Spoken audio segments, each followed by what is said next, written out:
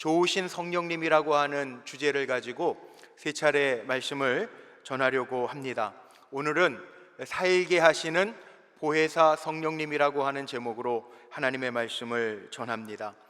오늘 읽은 요한복음의 본문들 눈치채셨겠지만 한 군데만 정하지 아니하고 요한복음 14장, 15장, 16장 떨어져 있는 말씀들이지만 눈치가 빠르신 분들은 아마 공통되는 단어를 찾으셨을 겁니다. 뭐가 나왔죠? 보혜사 성령님이 나왔습니다. 보혜사 성령님이 누구냐? 보혜사 성령, 우리 교회에서 성령, 성령의 역사, 성령의 은혜, 성령의 충만함 이렇게 이야기하면 뭔가 조금 광신자적인 표현이 아닌가라고 생각하기 쉽습니다. 아닙니다. 보혜사 성령님은, 이 보혜사라고 하는 뜻은 우리 곁에서 우리를 도우시는 하나님의 영이라고 하는 뜻입니다. 헬퍼입니다. 하나님의 영이 우리와 함께 하시고 우리를 도우시는 진리의 영이라고 소개하고 있습니다. 6월달 한 달 동안 주일에 성령, 좋으신 성령님에 대해서 주제를 정하고 말씀을 전하는 이유가, 물론 성령 강림절을 지나고 오늘 성령 강림절 후 두 번째 주일을 맞이하는데, 성령 강림절 지났기 때문에, 성령 강림 절기를 우리가 지나기 때문에 이 말씀을 전하는 것뿐만 아니고, 이 어려운 시기를 지나면서 정말 더 간절한 마음으로 우리가 바라는 것들이 있는데, 나를 도우시는 성령님, 좋으신 성령님, 내 곁에서 나에게 힘주시는 보혜사 성령님, 그 말씀을 함께 나누는 가운데 정말 힘들고 어려운 시간 속에서도 내 곁에 계신 주님이 느껴지고 성령의 일하심이 보여지고, 제가 늘 선포하는 것처럼 하나님의 하나님 되심을 맛보아 알 수 있는 우리 불꽃교회와 성도가 되기를 바라는 마음으로 이 말씀을 준비해서 전하게 되었습니다. 성령, 이 성령, 거룩한 영이라고 이야기하는데 성령은요, 하나님의 영이십니다. 진리의 영이십니다. 우리와 함께 하시는 인격적인 영이십니다. 인격적인 영이시기 때문에 장소에 구애받지 아니하시고 어디서나 언제든지 우리와 함께 하실 수 있는 영이시고, 인격적이시기 때문에 우리의 마음에 성령을 사모하고 간절히 찾고 구하면 우리에게 오셔서 만나주시고 나를 이끌어 주시는 분이 성령이십니다. 좋으신 성령님이시죠. 성령은 지금도 우리와 함께 하세요. 오늘 예배의 자리에도 함께 하시고, 낭망하고 지쳐있는 우리 성도님들과도 함께 하시고, 주님 날 좀 도와주세요 구하면 주님이 도와주세요. 제가 단에 올라와서도 제일 먼저 기도하는 게 그겁니다. 하나님, 이제 예배가 시작됩니다. 성령께서 역사하시고 부족한 종이지만 성령이 붙들어 주옵소서 기도하고 올라왔습니다. 성령은 인격적인 영이기 때문에 내가 간절히 사모하고 찾으면 우리를 만나주시는, 느낄 수 있는 그 영이에요. 어떻게 하면 성령을 조금 더 쉽게 설명할까 고민하다가 제가 이런 생각이 들더라고요. 자동차 운전의 비유를 할 수 있을 것 같아요. 자동차는 스스로 움직일 수 없습니다. 아무리 인공지능, 요즘에 무인 자동차 시대라고 한다 할지라도 조작하는 사람이, 최초의 조작자가 있어야 차가 시동이 걸리고 움직일 수 있습니다. 아무리 낡은 차라도요, 실력 있는 운전자가 시동을 걸고 그 차를 움직이면 그 운전자에 의해서 낡은 차지만 그 차는 목적지까지 이동할 수 있습니다. 자동차의 시동을 눌러야 되죠. 그래야 동력이 발생합니다. 그리고 목적지까지 이동할 수 있습니다. 성령의 일하심도 이와 마찬가지입니다. 내가 나이가 들었든지 젊든지 그게 중요한 게 아닙니다. 하나님의 영은 내게 오셔서 나를 인도하시고 이끄시는 영입니다. 하나님이 사람을 처음 지으실 때 유기체적인 존재로만 지으지 않으셨어요. 흙으로 지으셨지만 하나님은 우리 인간을 흙으로 빚으시고 우리에게 혼, 의지와 감정이라고 이야기하죠. 우리 사람은 육과 혼, 의지, 감정이 있고, 육과 혼으로만 되어져 있는 것이 아니라 성경의 사도 바울이 이야기하는 것처럼 우리에게는 영과 혼과 육이 있어요. 하나님이 우리 인간을 지으시고 인간의 코 속에 하나님의 호흡을 불어넣으셔서 생명이 되게 하셨습니다. 그래서 우리는 하나님과 교제할 수 있어요. 하나님의 형상대로 영적인 존재로 지으셨기 때문에 하나님과 교제할 수 있어요. 성령님이 내 안에 오셔서 나와 함께 하시고 내 인생의 동행자가 되어주셔서 나를 이끌어주시고 감동하시고 내 인생을 통하여 영광 받으시는 분이 하나님이시라고 하는 것을 기억하시기를 바랍니다. 구약 성경에 보면 하나님의 사람들에게 약속하신 것이 있죠. 내 영을 부어주리니. 하나님이 다윗을 부르실 때, 모세를 부르실 때 내 영을 부어주리니, 하나님의 영을 부어주신다니, 하나님의 사람에게는 하나님의 영의 부으심이 있다는 겁니다. 성령을 깊이 묵상해 보면 하나님의 마음을 느낄 때가 있습니다. 좋으신 성령님은 어머니처럼 우리를 보듬어 가시고 우리를 부드럽게 품어 주십니다. 성령님은 우리를 받아주시고 한 주간도 세상 살다가 깨어지고 상처나고 마음 아픈 것들이 있을지 모르지만 이 시간에도 성령님 나를 위로해 주세요, 나를 만져주세요, 주님 앞에 나올 때 어머니와 같이, 어머니의 품 안과 같이 우리를 만져주실 것이고 고쳐주실 것이고 회복시켜 주실 것이고 품어 주실 줄로 믿습니다. 성령님은 좋으시기 때문에, 좋으신 성령님이라고 제가 시리즈 설교 제목을, 주제를 정한 것처럼 좋으시기 때문에 우리가 고통의 순간에도 성령님 나를 좀 도와주세요, 간절한 마음으로 성령님을 사모하면 마치 어머니가 우리에게 달려오듯이 우리가 힘들 때 내게 달려오셔서 내 문제를 해결해 주시고 먹여주시고 입혀주시고 도와주시는 것처럼 성령님은 우리에게 오셔서 나를 붙잡아 주시고 새롭게 해주시고 도와주시고 만져주시고 먹여주시고 입혀주시고 힘주실 줄로 믿습니다. 그래서 성령님이 함께 하신다라고 하는 것이 우리에겐 얼마나 큰 위로고 은혜인 줄 모릅니다.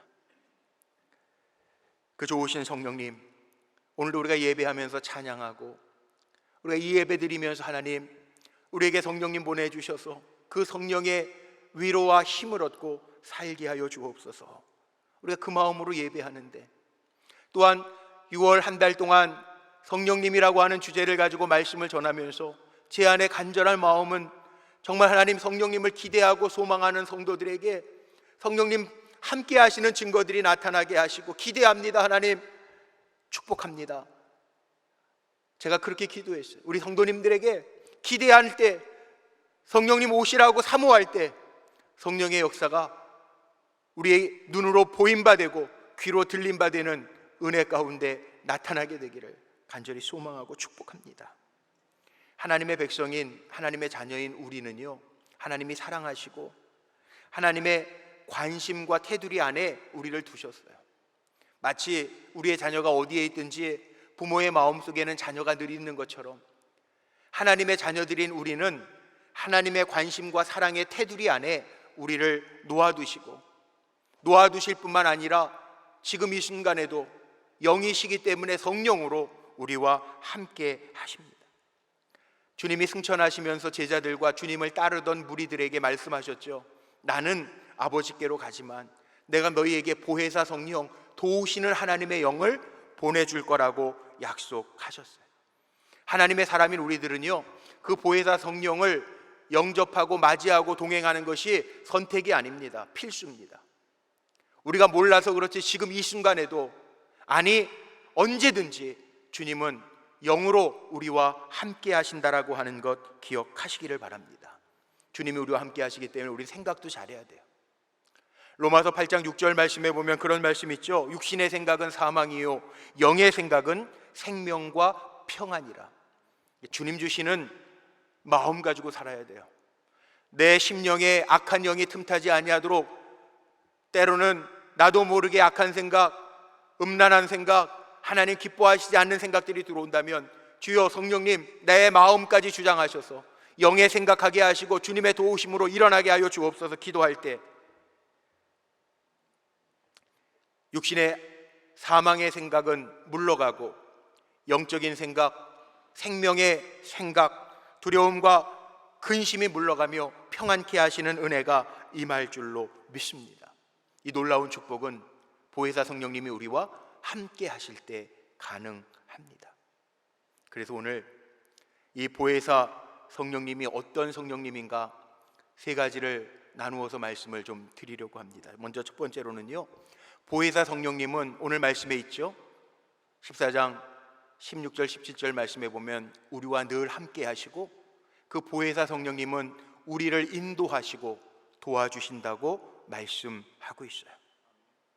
우리 인생길은요, 모르는 길 우리가 가는 거예요. 오늘 6월 첫 주 맞이했는데 6월달 한 달도 우리가 모르는 시간을 지금 걸어가고 있어요. 인생을 나그네 길로 표현하는데 이 나그네 길 가는 동안에 우리는 우리 힘으로 사는 게 아니라 늘 우리와 함께 하시는 보혜사 성령님을 보내셔서 우리를 도와주시고 우리를 인도해 주신다고 말씀했어요. 세계에서 제일 높은 산이 어딘지 혹시 아십니까? 히말라야 산맥 가운데 있는 에베레스트 산이 전 세계에서 가장 높은 산이라고 이야기합니다. 우리나라에도 높은 산 하나 있죠. 백두산이 높다고 그러는데 백두산은 2744m 해발, 에베레스트 산은 해발 8848m, 엄청나게 높은 거예요. 그런데요, 우리나라에도 에베레스트 산을 등반한 등산가들이 있습니다. 등반 대장들이 있습니다. 에베레스트 산, 세계에서 가장 높은 산을 올라갈 때요, 물론 등반가의 그 준비, 강인한 체력 중요하겠죠. 정신력, 무장하는 것도 중요하겠죠. 그런데요, 여러분 아십니까? 에베레스트 산을 등반할 때 물론 준비해야 될 여러 가지가 있지만 체력도 보강이 되어야 되고 정신력과 의지력도 있어야 되겠지만 중요한 게 하나 있어요. 그 에베레스트 산 등반할 때에는 꼭 인도자, 셰르파라고 하는 사람이 함께 한다는 거예요. 셰르파라고 들어보셨습니까? 사람의 이름이 아니고요, 이 셰르파라고 하는 단어는 짐꾼을 뜻하는 것도 아니고요, 네팔 고산지대에 거주하는 소수민족의 이름입니다. 이 셰르파족은요, 500년 전서부터 그 티베트라고 하는 곳에서부터 이 빙하, 에베레스트 산 남부 빙하 계곡까지 이동해서 온 사람들이라는 거예요. 그들은 아무리 가파르고 험한 빙하 지역도 이들의 안내를 받으면 잘 갈 수 있다는 거예요.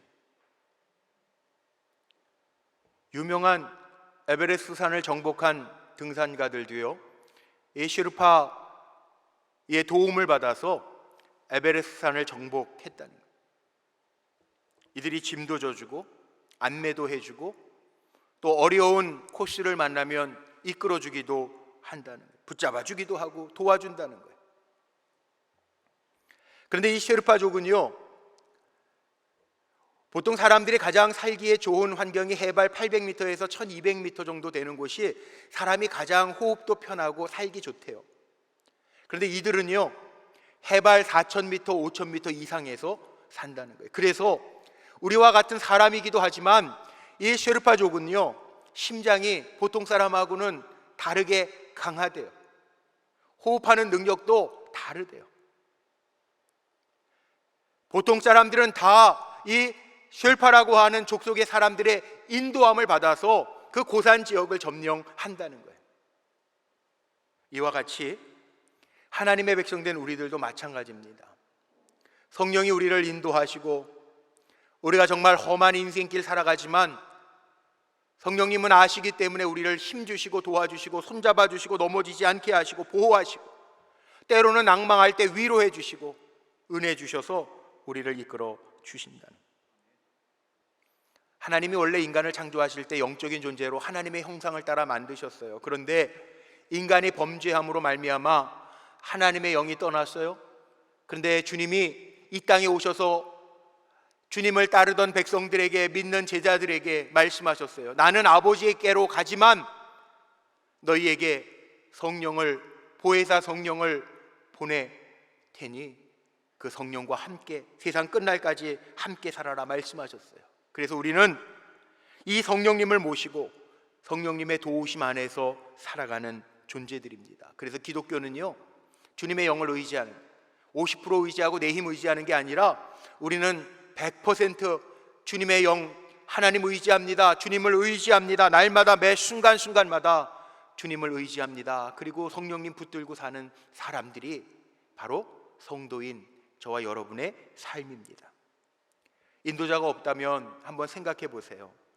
우리는 잘 모르는데 우리가 인생 항로를 걷다가도 넘어질 수도 있습니다. 가보지 못한 길을 가는 거니까 실수할 때도 있고 잘못된 길을 걸을 수도 있습니다. 넘어질 수도 있습니다. 장애물을 만날 때도 있습니다. 내가 가고 싶은 대로 가다가 실패해서 잘못된 길을 걸을 때도 있습니다. 그런데 정말 믿음 있는 성도들은요, 우리가 알지 못하는 인생의 순례의 길을 걸어가지만 매 순간순간마다 성령의 인도하심을 구하며, 성령님 간절히 원합니다, 나를 지도해 주세요, 인도해 주세요, 기도하고 사모할 때 성령님은 우리 앞서 행하시면서 우리를 인도해 주실 것이고 붙잡아 주실 것이고 우리를 안전하게 하나님의 인도하심을 따라 살게 하실 줄로 믿습니다. 성령님은 주님이 약속하신 분이에요. 성령의 인도를 받을 때만 우리가 참되고 평안할 거라고 약속하시고 말씀하셨어요. 오늘날 우리는 뭐가 축복인 줄 아세요? 축복 중에 축복은요, 하나님의 영이 나와 함께 하셔서 그 영의 인도함을 받는 것, 이것이 축복이고 은혜입니다. 저는 우리 사랑하는 성도님들이 자기 힘으로 살고 내가 노력해서만 사는 것이 아니라 성령의 인도하심, 성령의 붙잡아 주심, 성령의 역사하심이 우리 성도님들의 삶 속에 가득하시기를 주의 이름으로 축복합니다. 당장 눈앞에 보일 때에는 이거 왜 이러지? 당황할 때도 있어요. 그러나 성령의 인도하심이 가장 정확합니다. 성령행전이라고 하는 사도행전에 보면 사도 바울도 은혜를 받고 나서 복음을 전하기 위하여 아시아로 가서 복음을 전하기를 간절히 소망했습니다. 그런데 길들이 막혀요. 어느 날 기도하는 가운데 마게도냐 사람들이 막 손짓하는 환상을 봅니다. 그래서 사도 바울이 아시아로 가지 아니하고 마게도냐로 가게 되죠. 빌립보라는 곳에서, 거기에서 루디아를 만납니다. 복음을 전하다가 옥에 갇히기도 합니다. 그런데 옥의 간수장이 바울을 만나고 하나님의 일하심을 보면서 예수 믿고 구원받는 이야기도 나옵니다. 사도 바울이 원했던 것은 아시아로 가서 복음을 전하는 거였지만 먼저 하나님은 그의 발걸음을 인도해서 빌립보에서 루디아도 만나고 간수장 그도 변화시키셔서 유럽의 첫 교회를 세우는 역사도 보여주십니다. 성령의 인도하심이 가장 정확해요.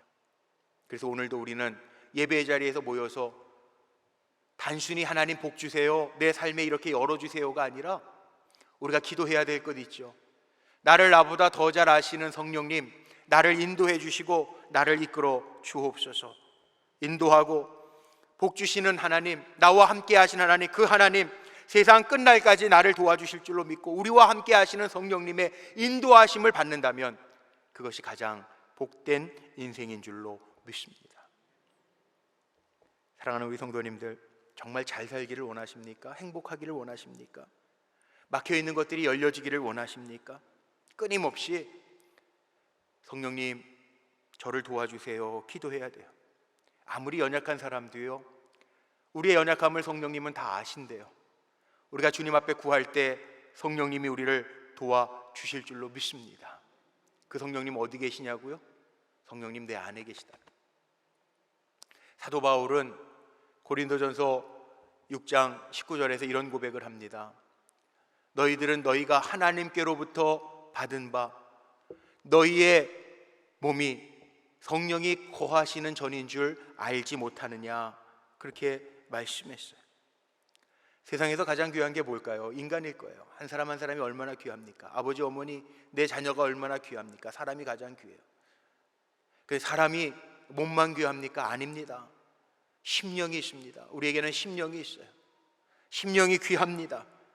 심령이 귀하기 때문에 요한 사도는요, 사랑하는 사람 가이오에게 편지를 보내면서 그렇게 표현하죠. 요한 3서 2절 말씀에 보면 내 사랑하는 자야, 영혼이 잘됨과 같이 범사가 잘되고 강건하기를 원하노라. 영혼이 잘됨과 같이. 영혼이 귀해요.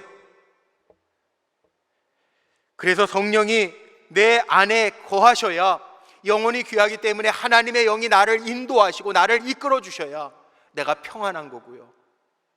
성령이 이끄시는 가정이 돼야 그 가정이 평안한 거고요. 성령이 주인이 되셔서 그 교회를 이끄셔야 그 교회에 하나님 주시는 샬롬이 넘치게 될 줄로 믿습니다. 성령이 우리 안에 거하신대요. 보혜사 성령이 우리 안에서 우리를 도우신대요. 좋은 사람이 되도록, 좋은 아빠, 좋은 엄마가 되도록, 좋은 하나님의 일꾼이 되도록, 온전한 하나님의 자녀가 되도록 보혜사 성령이 나를 주장하시고 인도해 주신대요. 어떻게 도우실까요? 보혜사 성령님 어떻게 도우실까요?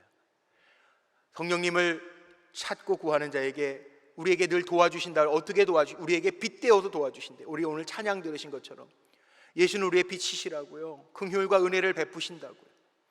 빗대어서 우리를 비추어 주신다는 거예요. 우리의 마음을 환하게 비추어 주신다는 거예요. 그래서 요한복음을 읽어보면요, 사도 요한은 예수님을 빛으로 표현해요. 빛 대신 주라고요. 성령님은 어떤 분이냐? 우리에게 어두움을 물리치시고 빛 가운데로 행하게 하시는 분이에요. 우리에게는 성령의 빛이 필요합니다. 오늘도 마음이 어떤 분들은 우울하고 어두운 분도 있을지 몰라요. 하나님이 없는 사람은요, 빛이 없어요. 성령님은 빛이시라고 말씀하셨어요. 아무리 지식이 많고 건강해도 빛이 없으면 그 인생은 복된 인생이 아닙니다. 성령이 우리에게 빛을 비추셔야 우리는 환한 인생을 살아갈 수 있어요. 요즘에 코로나 블루라고 하는 단어도 많이 쓰죠.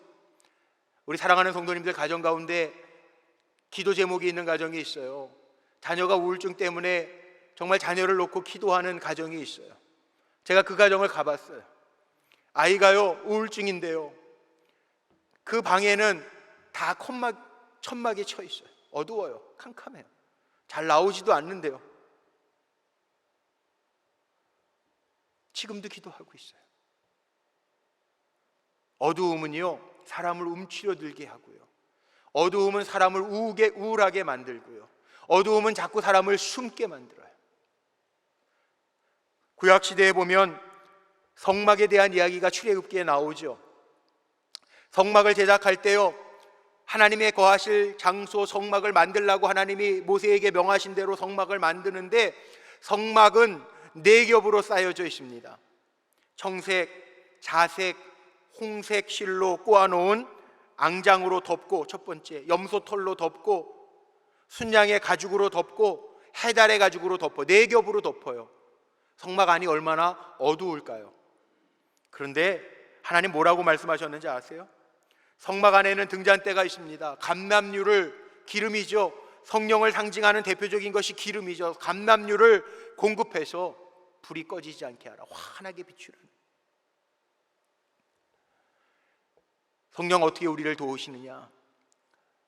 어두움, 죄로 인한 어두움, 질병으로 인한 어두움, 성령의 빛이 임할 때 그 어두움은 물러가고, 어두운 질병의 그늘은 물러가고, 우리를 환하게 비춰주시고 도와주시는 그 영으로 채워주실 줄로 믿습니다. 그러니까 우리 사랑하는 성도님들, 우울해하지 마세요.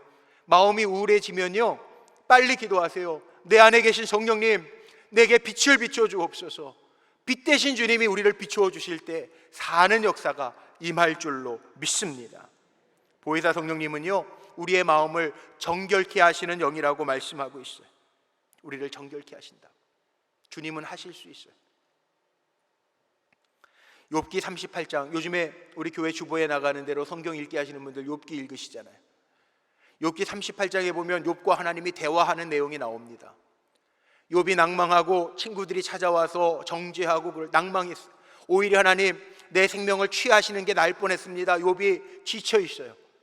하나님이 욥과 대면하여 말씀하시면서 욥에게 질문하시죠. 내가 세상을 창조할 때, 세상의 기초를 놓을 때 너는 뭐 했냐? 하나님이 욥에게 질문하십니다. 내 가슴 속의 지혜는 누가 주었느냐? 네가 염소 새끼에 치는 때를 아느냐? 타조는 왜 날지 못하는지 아느냐? 창조자 하나님이 욥에게 질문하세요. 질문 가운데 이런 질문도 있습니다. 세상의 이치를 다 알 수 없지만 하나님은 아실 수 있고 하실 수 있는 하나님인데 표범의 색깔을 네가 바꿀 수 있느냐? 어떻게 바꿔요? 우리는 못 바꿔요. 그런데 하나님은 하실 수 있다.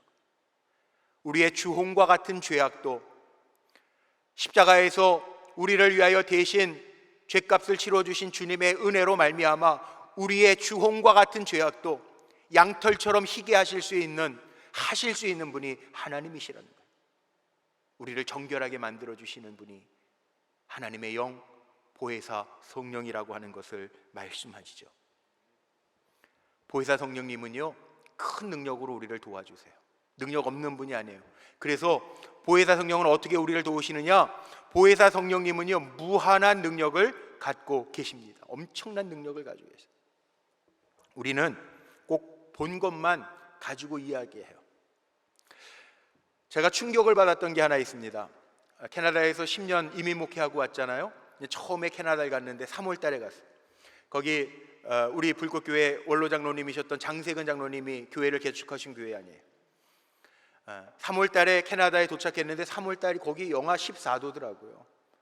5월 달쯤 됐는데요, 우리 장로님이 캐나다 오면 목사님 꼭 한번 가셔서 보셔야 될 게 있습니다. 그리고 데려가신 곳이, 처음으로 캐나다 가서 제가 관광지에 가본 곳이 어디냐 하면 나이아가라 폭포예요. 나이아가라 폭포. 토론토에서 한 1시간 40분 정도 차 타고 고속도로 가는 데인데요, 나이아가라 폭포. 거기 우리 장로님하고 또 여행사 하시는 집사님하고 같이 갔어요. 딱 갔는데 그 나이아가라 폴 입구에서부터, 그 미국 땅에서부터 캐나다로 떨어지는 그 나이아가라 폭포를 보면서 제가 놀랐어요. 너무너무 놀랐어요. 왜냐하면 한국에서 봤던 폭포는 제주도에 있는 천지연 폭포, 저 설악산에 있는 무슨 박연 폭포, 저는 그 생각만 했어요. 그때 우리 장세근 원로 장로님, 천국 가셨는데 장로님 저에게 그러시더라고요.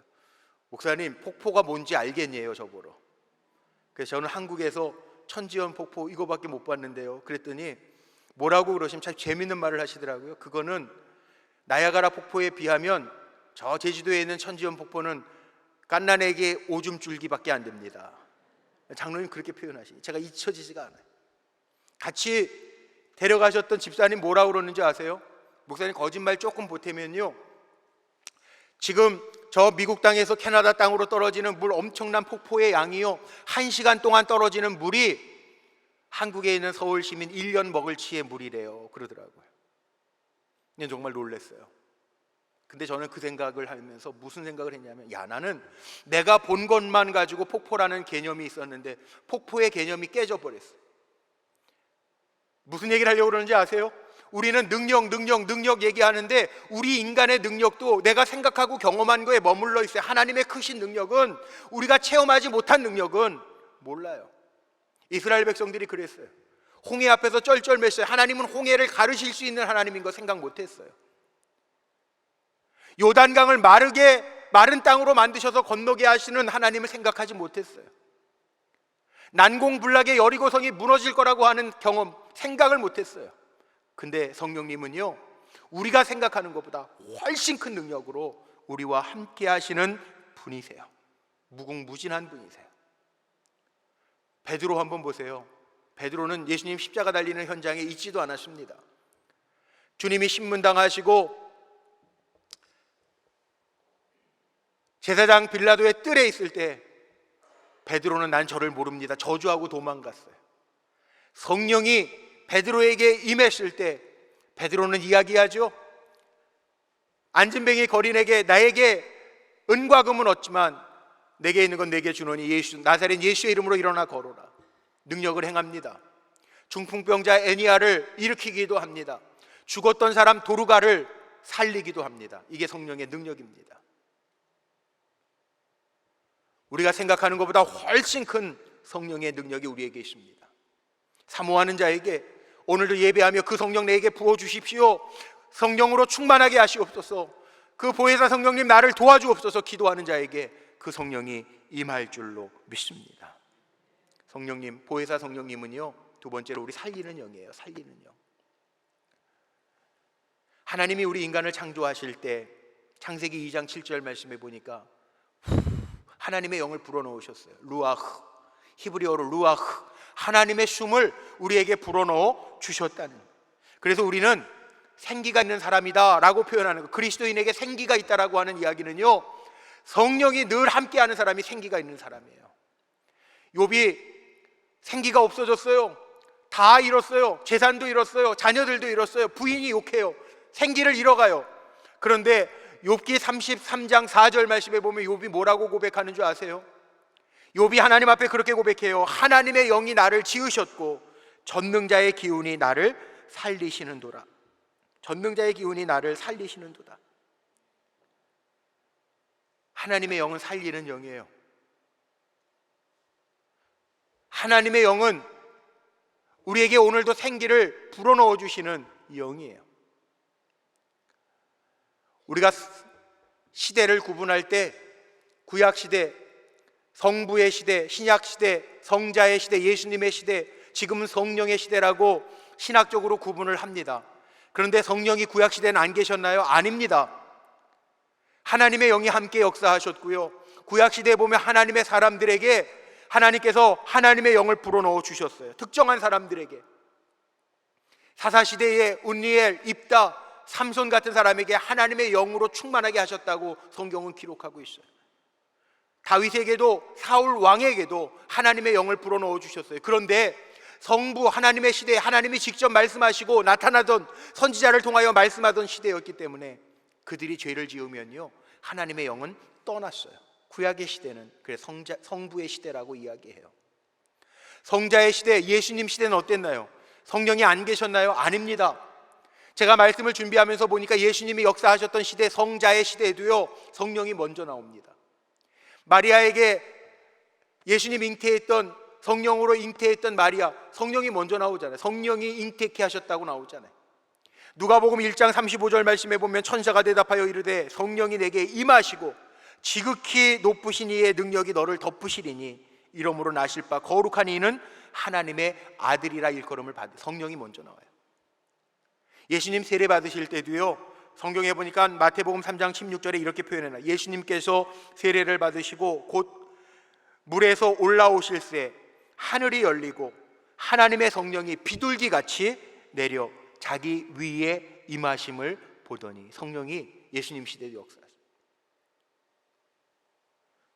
예수님 기도하러 가실 때, 또 기도 40일 기도를 마치시고 광야에 나가서 마귀에게 시험 받으실 때에도 마태복음 4장 1절 말씀에 보니까 뭐라고 나왔냐면, 그때 예수께서 성령에게 이끌려 마귀에게 가서 시험을 받으셨다, 그렇게 말씀하고 있어요. 성령이 이끄셨다는.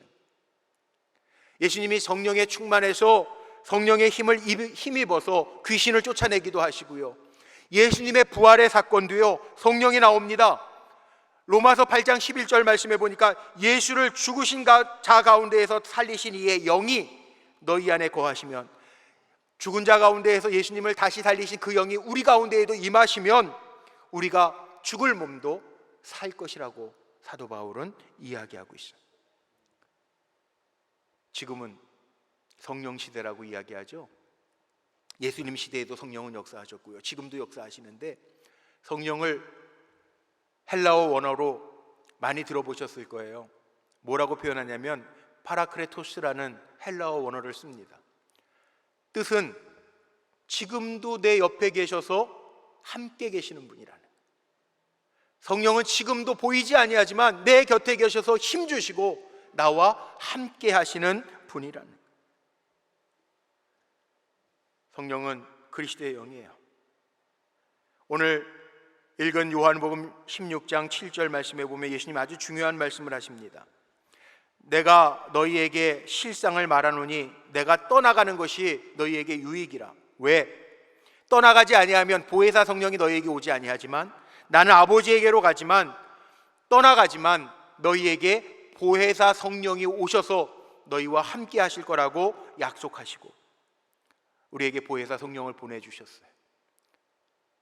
세상 사람들이 많이 있어요. 그러나 영이시기 때문에 지금 장로님에게도 계시고 권사님에게도 계시고 집사님에게도 누구에게나 함께 하실 수 있는 보혜사 성령님, 내 곁에 함께 계셔서 나를 도우시는 성령님, 그분이 우리를 살게 하신다라는 것 기억하시기를 바랍니다. 그래서 우리는 로마서 8장 9절에 그리스도의 영이 없는 사람은 하나님의 사람이 아니래요. 간절히 바라기는 오늘 예배의 자리에서 주님을 찬양하고 예배하고 하나님의 말씀을 받는 우리 성도님들이 하나님의 영으로 충만한 하나님의 사람들이 되시기를 주님의 이름으로 축복합니다. 그래서 사도 바울은 뭐라고 이야기하죠? 늘 성령의 충만함을 받으라, 그렇게 이야기해요. 왜? 성령님 우리와 늘 함께 충만하게 함께 하셔서 일하시기 때문에, 세상에서 일하시고 교회를 통해서 일하시고 나를 통해서 일하시기 때문에. 주님이 일하실 때는 어떻게 일하십니까? 오늘 요한복음 14장 26절 말씀까지만 읽었지만 27절 말씀엔 이런 말씀도 있어요. 평안을 너희에게 끼치노니 곧 나의 평안을 너희에게 주노라. 내가 너희에게 주는 것은 세상이 주는 것과 같지 아니하니 너희 마음에 근심도 하지 말고 두려워하지도 말라 말씀하셨어요. 성령이 우리와 함께 하시니까 우리 성도님들 염려하지 마시고요, 두려워하지 마시고요, 성령님께 맡겨드리세요. 주님이 일하실 줄로 믿습니다. 내가 일하는 것보다 훨씬 더 정확하게 완전하게 일하실 줄로 믿습니다. 성령님은 우리를 살리시는 영이라고 약속하셨어요. 마지막 세 번째는요, 주님은, 보혜사 성령님은 모든 것을 가르치시고 모든 것을 생각나게 하시는 영이라는 거예요. 요한복음 14장 26절 말씀에 보혜사 곧 아버지께서 내 이름으로 보내실 성령, 그가 너희에게 모든 것을 가르치시고 내가 너희에게 말한 모든 것을 생각나게 하리라. 성령의 사람이 되면 성령이 나에게 가르쳐 주시고 말씀도 생각나게 하시고 주님의 마음을 품고 살아가게 하신다라고 하는 약속의 말씀이에요. 제가 읽은 책의 한 간증을 말씀드리고 오늘 말씀을 결론을 내리고 마치려고 그래요. 맹집사 이야기라고 하는 책, 몇 년 전에 나온 책인데요, 맹천수 집사님이라는 분이 쓰신 책이에요. 장로님 이야기도 아니고 권사님 이야기도 아니고 집사님 이야기예요. 맹천수 집사님이 쓰신 간증집인데 거기에 이런 얘기가 나옵니다. 이 맹집사님은 시골 조그마한 교회의 집사님이에요. 열심히 신앙생활을 하다가 신앙의 동료, 믿음의 사람 임집사라님이라는 분이요, 뇌졸중이 왔어요. 그래서 몸 반신불수가 됐어요. 함께 신앙생활을 잘하던 믿음의 동료가 뇌졸중이 왔는데 그 어떻게 해요? 시골 조그마한 교회 집사님이니까 뇌졸중으로 쓰러져서 교회를 못 오잖아요. 반신불수라 불편해서 못 오잖아요. 매 주일 예배를 드리고 이 맹집사님이 친구 임집사님에게 찾아가서요, 교회 소식도 알려주고 오늘 목사님 말씀은 이런 말씀이었는데, 그리고 만나서 오늘 식으로 얘기하면 신방하는 거예요. 어느 날 예배 마치고 가서 그 집사님 신방하고 교회 소식도 알려주고 설교 말씀도 전해주고 그리고 이제 기도해주고 오는데 마음에 어떤 감동이 오냐면, 야, 휠체어 하나만 있으면 참 좋겠다. 내가 우리 임집사님 휠체어 태워가지고 매주 내가 교회 가면 임집사님도 은혜 받고 좋을 텐데, 그런 마음이 들더라는 거예요. 자기가 원하는 마음도 아닌데 그 마음이 팍 들더라는 거예요. 그런데 참 놀라운 거는 정말 며칠 후에 휠체어가 생겼어요. 그래서 이 기쁜 소식을 임집사님에게 얘기하고요, 임집사님 몸 좀 불편하지만 내가 도와줄게, 그리고 휠체어에다가 태워가지고 매주 교회에 출석하는 거예요. 얼마나 좋았을까요? 근데 이게 시간이 지났잖아요. 어느 한 주는요, 똑같이 휠체어에 임집사님 태우고 그 시골길, 뭐 길이나 좋겠습니까? 그 집사님을 태우고 휠체어를 밀고 가는데요, 사람의 마음이 얼마나 간사한지. 마침 그 주일은 비까지 부슬부슬 내리니까 이 맹집사님 마음에 어떤 마음이 들었냐면, 야, 이거 내가 매주 이래야 돼? 이거 또 저 몸으로 살아가지고 이거 내가 매주 이렇게 고생해야 돼? 이거 비도 오는데 그냥 천국 가지 뭐. 천국 갔었으면 좋았을 걸, 내가 이 고생 안 할 텐데, 이런 마음이요 자기도 모르게 들더라는 거예요. 그런데 어쨌든 그렇게 밀고 비 오는 날 주일날 교회까지 들어왔어요. 근데 사람들이 교회 안에 몇 사람 없었지만 교인들이요, 우리 맹집사님은 천사야, 복받을 만한 사람이야, 막 그렇게 얘기를 하더라는 거예요. 이 맹집사님이 그 소리를 듣는데 마음이 얼마나 찔렸는지 모르. 예배드리는 1시간 동안요, 내 하나님 앞에 예배드리면서 하나님 내가 잘못했어요, 내가 마음으로 살인죄를 지었어요, 그리고 회개했다는. 근데 그 순간 성령님께서 우리 맹집사님에게 어떤 감동을 주셨냐 하면, 야, 내가 임집사 데리고 예배당으로 들어오는 것이 아니라 너는 지금 내 품으로 들어오는 거야. 그 감동을 주시더래. 그래서 이 맹집사가 그 간증집 마지막에 그렇게 써놨어요. 아, 성령이 감동하시고 시키시는 일에는 성령께서 책임져 주시고, 우리는 내가 수고해서 예배당에 들어오는 것 같은데 성령께서 너는 내 품으로 들어오는 거야 인정해 주시고 칭찬해 주신다고 하는 것 깨달으면서, 아, 이게 내 능력으로 사는 게 아니고 내 힘으로 섬기는 것도 아니고 주님이 하시는 거고, 이 섬김은 주님이 받으신다라고 하는 거구나, 그렇게 깨달았다는 말씀 마칩니다. 고린도전서 2장 12절에 사도 바울이 이런 고백을 해요.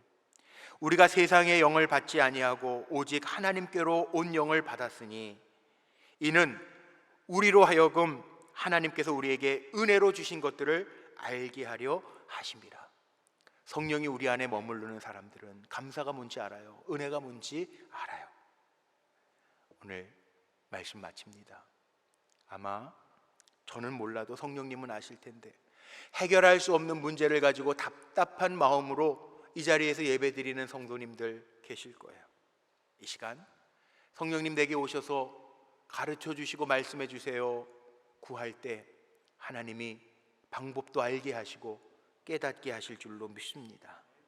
힘든 세상 속에서 지쳐있는 분들도 있을 거예요. 성령님 나를 좀 도와주세요. 오늘 기도하고 주님을 찾고 구할 때 내 곁에 계신 성령님께서 우리에게 하나님의 자녀답게 살 수 있도록 힘 주실 줄로 믿습니다. 우리 사랑하는 성도님들, 살게 하시는 성령님의 인도하심과 보혜사 성령님의 도우심이 우리 성도님들의 삶 속에 늘 함께 하시기를 주님의 이름으로 축복합니다. 기도하시겠습니다.